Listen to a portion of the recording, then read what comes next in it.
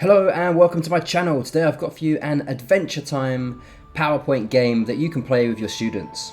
I'm going to show you just how to play the game and also how you can edit the questions and the answers to fit with your own lesson material.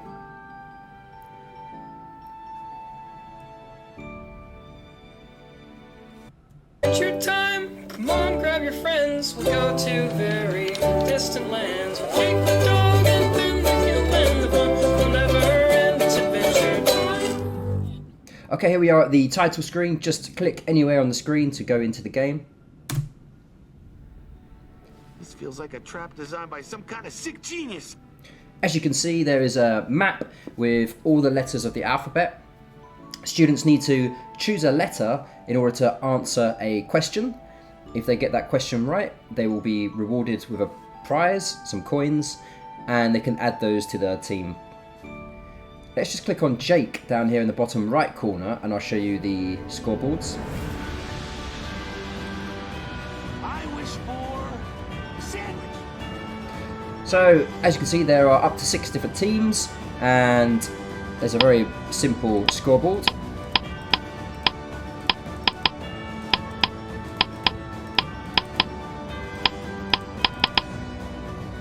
To go back to the main menu, just click on the map. What we'll do now is we'll go through some of the questions and I'll show you just how it works. First step towards being sort of good at something. Oh man. Okay, as you can see, I've left these question slides blank so that you can put your own questions and answers in. Up here is space for the question, and you can also insert your own image if you wish to. Over on the right side, we have 3 possible answers. Answer B is the box that will always have the correct answer. I'll show you how to change that later when we come to edit the game. For now, let's just click on the correct answer and I'll show you how the rewards work. As you can see, 2 Adventure Time chests appear and students can choose one of them for their prize.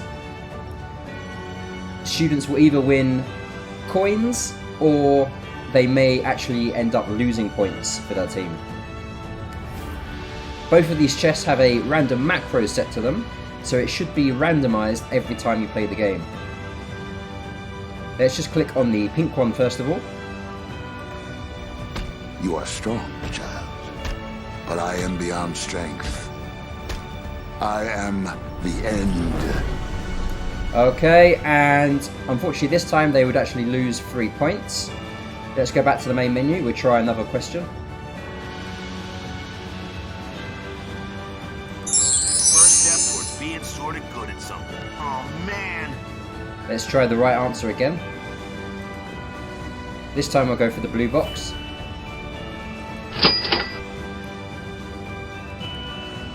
And this time they actually won an upgrade, a new sword, and that is worth 6 points. So we'll go to the main menu.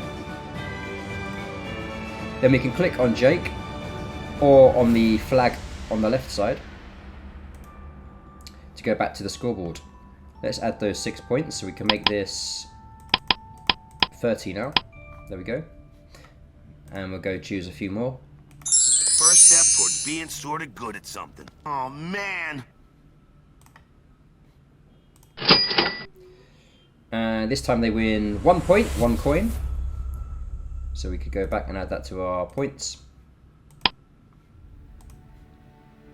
First step towards being sort of good at something. Oh man.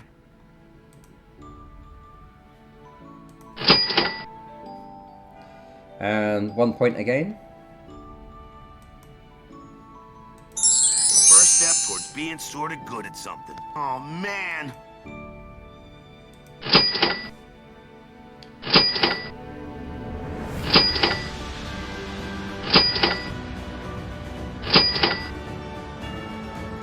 As you can see, this time they actually win 5 points. Let's just do one more and I'll show you what happens if students get the wrong answer. First step towards being sort of good at something. Oh man. So as I said before, the correct answer should always be in the answer B box. Let's choose A or C, and I'll show you what happens if they get the wrong answer. So the answer will just disappear. If you wanted to, you could give your students another chance to get the right answer, or you could just go back to the main menu and they don't receive any points. Okay, and there's one more slide that I need to show you. Sometimes students may have the chance to play a mini grid game. Students choose the letter and number, and then they can select the corresponding donut. If they find a pink candy, they get 1 point. A cupcake is 2 points. A strawberry is 3 points. I'm not sure what this guy is. Looks like a Twinkie. He's worth 5 points. Or they might actually get a bomb, which means they get 0 points. Students get to choose 2 squares. Let's just have a look how this works. So let's choose B3. And this time they find a strawberry, so they will get 3 points. And they get one more turn. So let's say D4.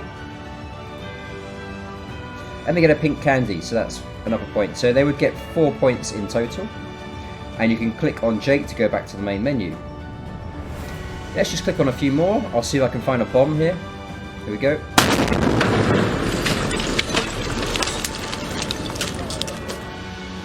So they actually get no points for that turn. Right, what we'll do now is we'll go to edit mode and I'll show you just how you can edit the questions and the answers. I'll also show you how you can shuffle this deck of donuts, I guess.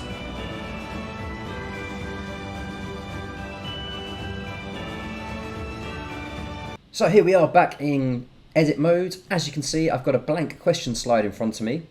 The first thing we need to do is to actually edit the question. So click on the text box and delete. Now you can use any kind of question that works for you. Perhaps it's an English question, a math question, a science question, anything that suits your lesson. I'll go with a very simple English question for now. Let's just say something like, the cat is sitting on a something. Now we might also want to insert an image. To do that, go up to the top of your PowerPoint toolbar, click Insert, and then Pictures. If you have a picture already on your computer, you can go to this device, or if you need to find one online, then click on Online Pictures. Okay, so I'll look for a picture to fit my question. So let's just find a picture of a mat.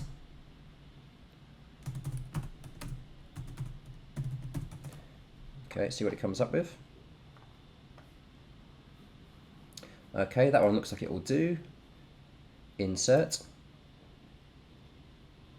Alright, as you can see, my picture's a little bit big, so I'll just quickly resize that. There we go. And we can put it into our question. If you wanted to, you could actually delete this insert image text box, or you could just cover it up with your image, which is perhaps easier. There we go. Alright, so there we go. We have a question and a picture. Now we also need to edit the answers. The correct answer should always be in this green answer B box, and that's because there's a link attached to it. So let's just start by putting in the correct answer in this box. The correct answer should be mat. The cat is sitting on a mat. There we go. And then we can put in our incorrect answers.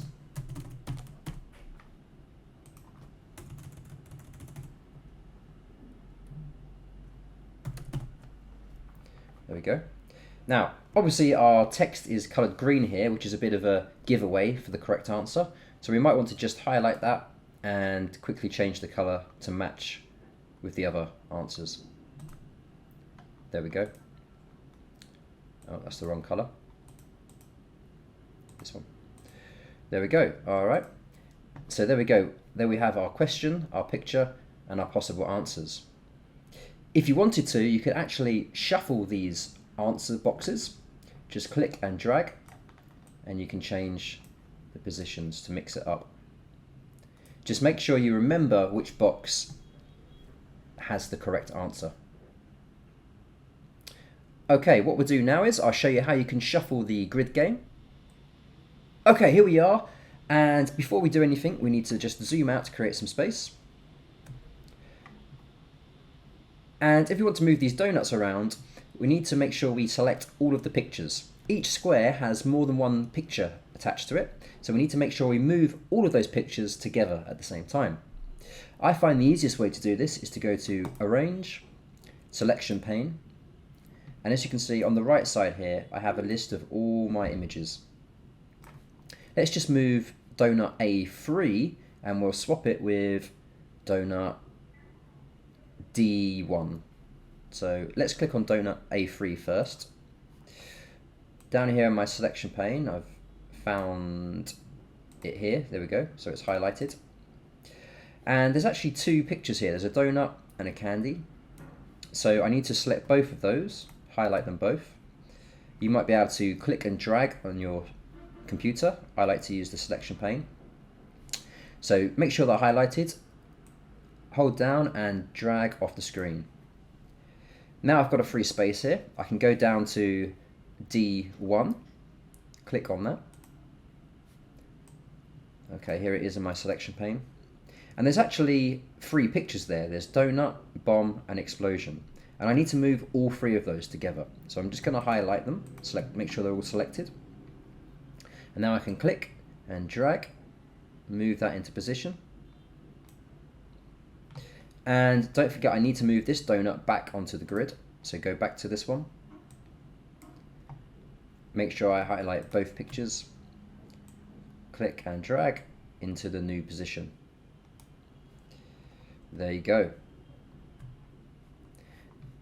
And that's all there really is to edit this part of the game. I recommend doing this after every time or every other time that you play the game, just to mix it up and keep it interesting for your students.